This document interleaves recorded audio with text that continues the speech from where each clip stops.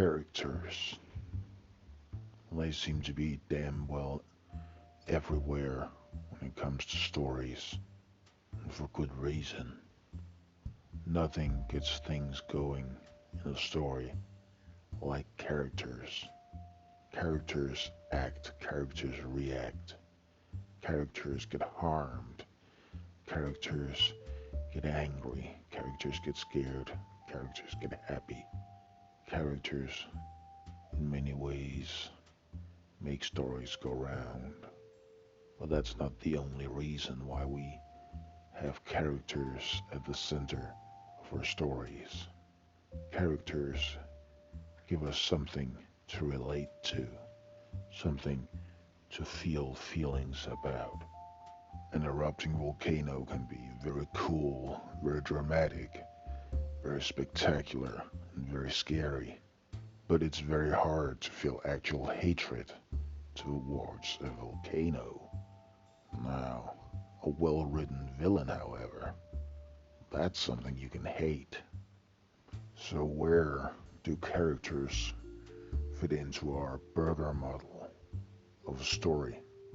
Well, to be perfectly honest, they don't. The burger model is about the structure of the story. Characters, characters are more the content, so we need to look at characters all on their own. But luckily, as long as you stick to the basics, characters aren't that hard to create. Before we move on, of course, we need to address the elephant in the room. I've been looking at 5 different kinds of media for this: books, movies, video games, comics, and role playing games. For most of these, creating characters is just that. You sit down, you create characters. But for video games, and in particular a role playing game, things are not always that easy. A video game can get away with providing a pre made character for the player to play. Nowadays, most video games expect some kind of customization. People expect to be able to have some influence over their character, what they are, what they can do. But that's not always the case. Role playing games, however, well, you do have games where the characters are provided, pre made, perhaps with a little wiggle room for custom ideas. But 9 out of 10 cases, yeah, players expect to be making their own characters. And that does cause a bit of trouble. What kind of trouble, you may ask? Well, as long as whoever is creating the story is also creating the characters, it's very easy to make characters in a story match up. Put characters in the hands of someone else, yeah, you got trouble heading your way. Just imagine if some part of the story requires jumping across an open chasm and none of your characters can jump with the damn story. Screwed. When you create the characters, you create their abilities. You decide what they can do and you can fit it to the story. When someone else creates the characters, that power is lost. I'll get into the details of that when we get to especially role-playing games, but also brief visit when it gets to video games.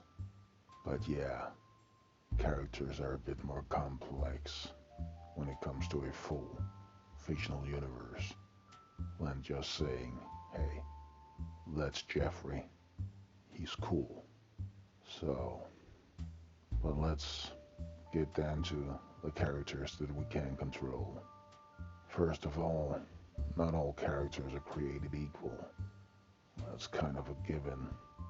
If you've ever seen a movie, read a story, or any kind of thing like that, you got your main characters, then you got your important secondary characters, the ones that aren't at the center, but they just keep showing up.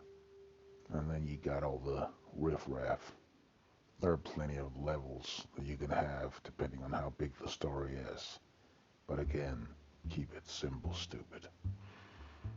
And that's what we're doing. We're keeping it simple. So we got our main characters. We got some secondary characters. And we got all the riffraff. All the ones that are basically two-dimensional cardboard cutouts, but still have to be interesting enough to hold their own for a scene or two.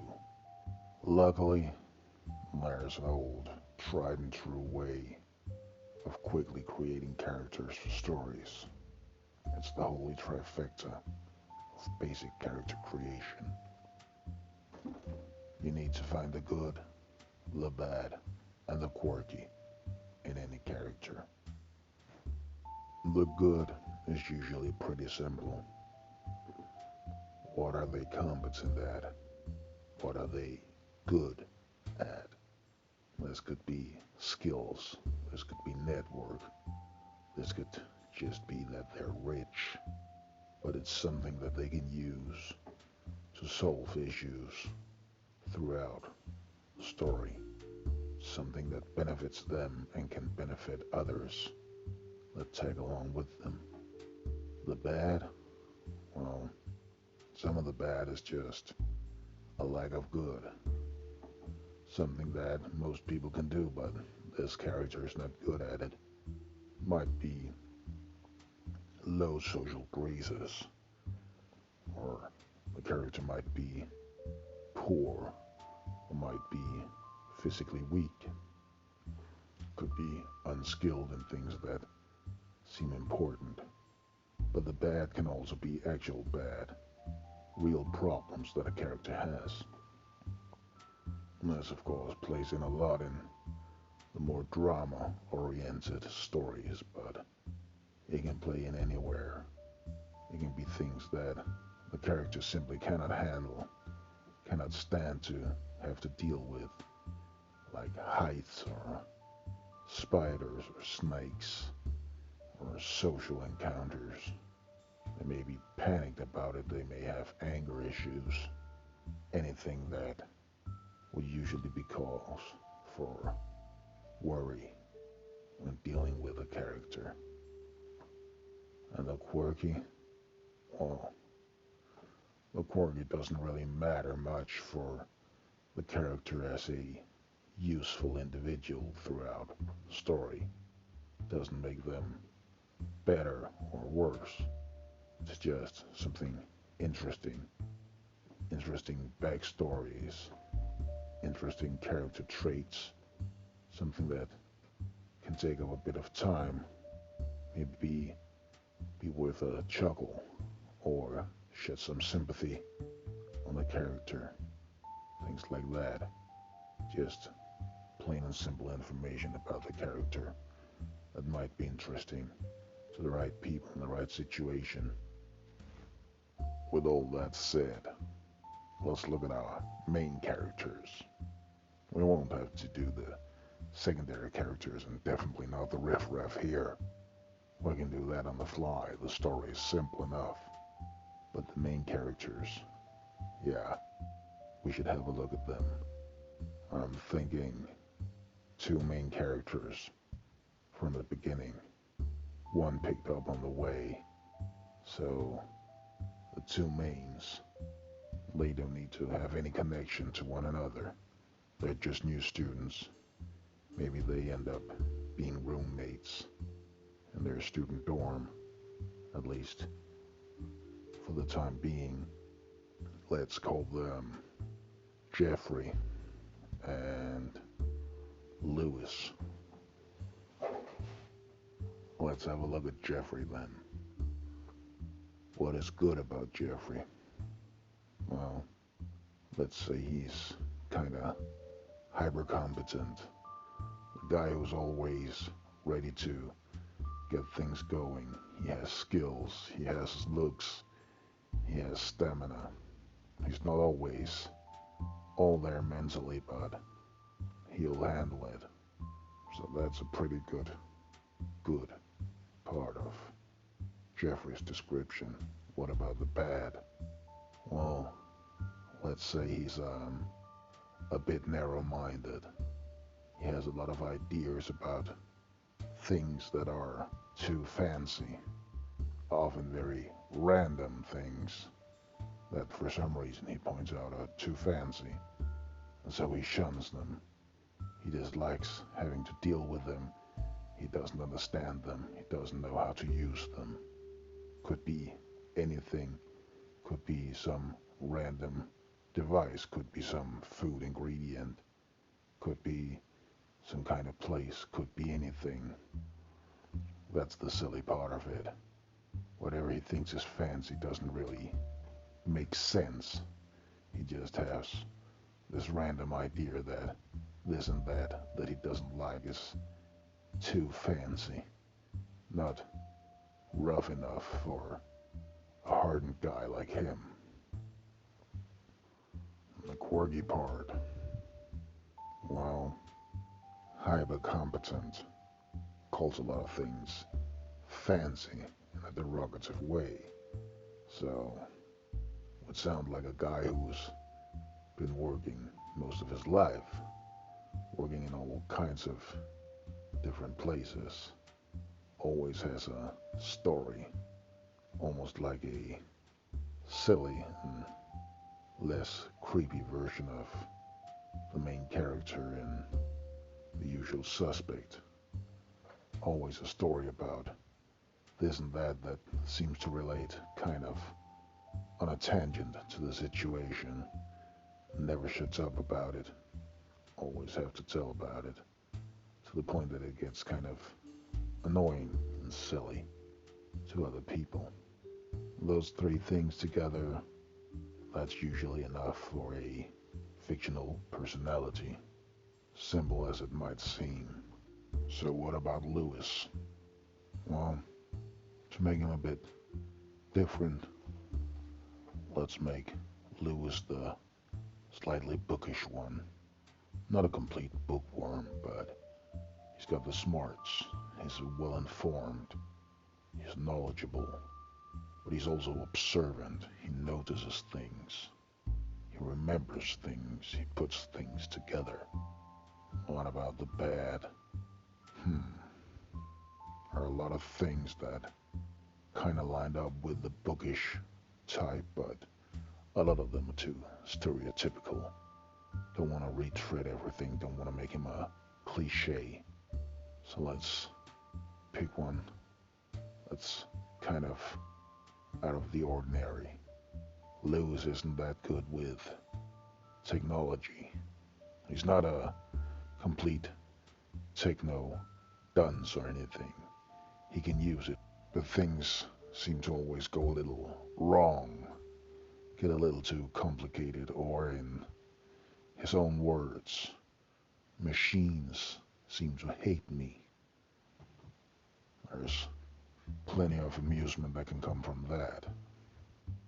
As for quirky, well, let's just say Lewis has some trust issues. He's also very vocal about them, not always in the most socially graceful ways.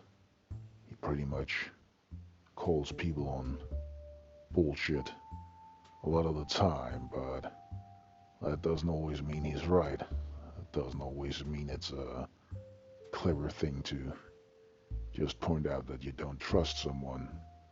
He's not being excessively rude or aggressive about it, but he's pretty open about not believing everyone all of the time. And that can cause a bit of trouble. That brings us to the straggler, the third main character that gets picked up along the way. Just to even things out a bit, let's make it a female character.